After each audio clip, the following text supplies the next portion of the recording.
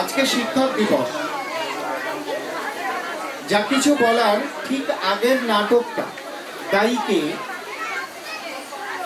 সবার কাছে উজাড় করে দিয়েছে। আমার তো মনে হয় ডক্টর সর্বপল্লী রাধাকৃষ্ণনের 5 সেপ্টেম্বরের যে শিক্ষক দিবস, সেই শিক্ষক দিবসটা আমাদের কাছে প্রতীকী। আসল জায়গাটা ধরতে হবে আমাদের প্রত্যেক গার্ডিয়ানসদের। ইংরেজিতে একটা প্রভাব আছে, চ্যারিটি বিগিনস অ্যাট হোম। আমি প্রথমে ছাত্রছাত্রীদের এই একটি কথা বলবো,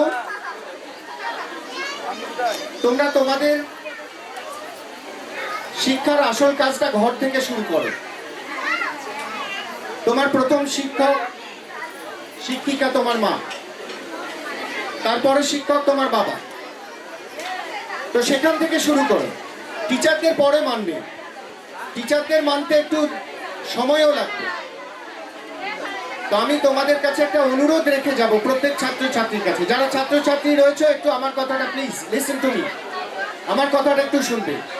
আমি চাইছি, আজ আমার স্কুলেও তাই বলে এলাম, আমি চাইছি বাড়িতে যতক্ষণ থাকবে প্রতিদিন সকালবেলা ঘুম থেকে উঠে আগে নিজের মাকে সালাম দাও, নিজের বাবাকে সালাম দাও, and whenever you go to bed, শুতে যাবে যখন, তখনও মাকে সালাম দিয়ে বাবাকে সালাম দিয়ে ঘুমোতে যাও। আগে এই কাজটা করো, তাহলেই আসল শিক্ষক দিবস পালন করা হবে।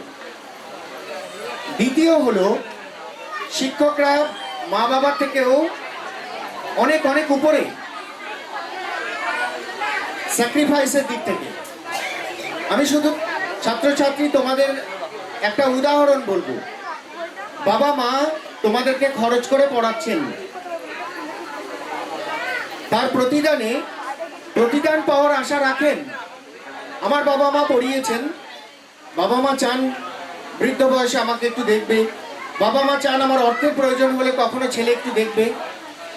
কিন্তু শিক্ষক শিক্ষিকারা তারও উপরে, তাদের কাছে শিক্ষা পাঠ নাও, পয়সা দাও ঠিকই, কিন্তু কোনোদিন কোনো শিক্ষক আজ পর্যন্ত কাউকে বলতে শুনেছ চাকরিটা পেয়েছিস, মাসে 500 টাকা করে দিস তো আমাকে, চাকরিটা পেয়েছিস বাবা, বুড়ো বয়সে আমার একটু ডাক্তার দেখার ব্যবস্থাটা করে দিস তো?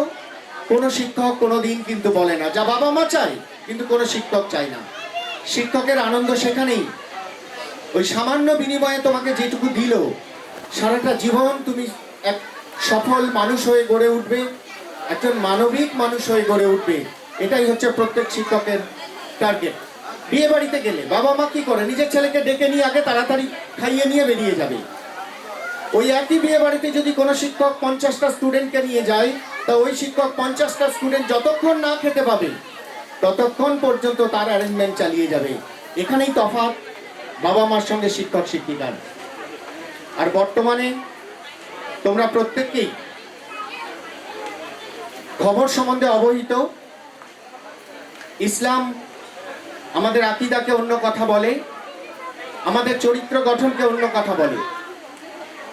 আমার মা, আমার বোন, আমার ভাই, আমার আব্বা, এদের সঙ্গে সঠিক ব্যবহার করার নামই হচ্ছে ইসলামের প্রথম ধাপ। অতএব আমার বোন হলে, আমার মা হলে, অন্য কোনো মহিলা হলে তোমার যেন দৃষ্টিভঙ্গি বদলে না যায়, যেখান থেকে তুমি পা ফসকে চলে যেতে পারো। তাই আমি শেষকালে কবিগুরু রবীন্দ্রনাথ ঠাকুরের ভাষাতেই আবেদনটা রেখে যেতে চাই। চিত্ত যেথা ভয় শূন্য, উচ্চ যেথা শির, জ্ঞান যেথা মুক্ত, যেথা গৃহের প্রাচীর, আপন প্রাঙ্গণ তলে দিবস সর্বরি, বসুধারে রাখে নাই খণ্ড ক্ষুদ্র করি, যেথা বাক্য হৃদয়ের উচ্চ মুখ হতে উচ্ছ্বসিয়া উঠে, যেথা নির্বারিত স্রোতে দেশে দেশে দিশে দিশে কর্মধারা দায়, অজস্র সহস্র বিধ চরিতার্থতায়, যেথা তুচ্ছ আচারের মরু বালু রাশি, বিচারের স্রোতপথ ফেলে নাই গ্রাসী, পৌরুষের করেনি শতধা, নিত্য যেথা তুমি সর্বকর্ম চিন্তা আনন্দের নেতা, নিজ হস্তে নির্দয় আঘাত করিপিত, ভারতের সেই স্বর্গে কর জাগরিত। আমরাও চাইব ঠিক এইরকম চিত্ত যেটা ভয় শূন্য, উচ্চ যেটা শীল, জ্ঞান যেটা মুক্ত, এই নিয়ে নতুন ভারতবর্ষ গড়ব।